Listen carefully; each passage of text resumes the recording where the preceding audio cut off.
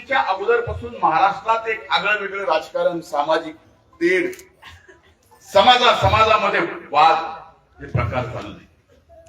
लोकसभेच्या निवडणुकीनंतर आणखी जास्त झाले. विधानसभेच्या निवडणुकीमध्ये आमच्या सरकारने पुढाकार घेतल्यानंतर कुठंतरी ते सामाजिक तेढ निर्माण झालेले कमी झाले.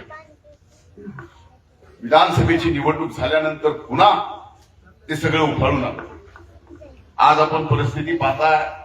आज मला एकट्यालाच या ठिकाणी कसे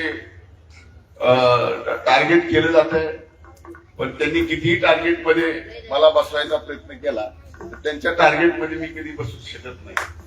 मला तुमच्या सगळ्यांचा आशीर्वाद, मला सर्व समाज जात धर्माचा आशीर्वाद आहे, कारण जीवनामध्ये मी कधी जातीपातीचं धर्माचं राजकारण केलं नाही.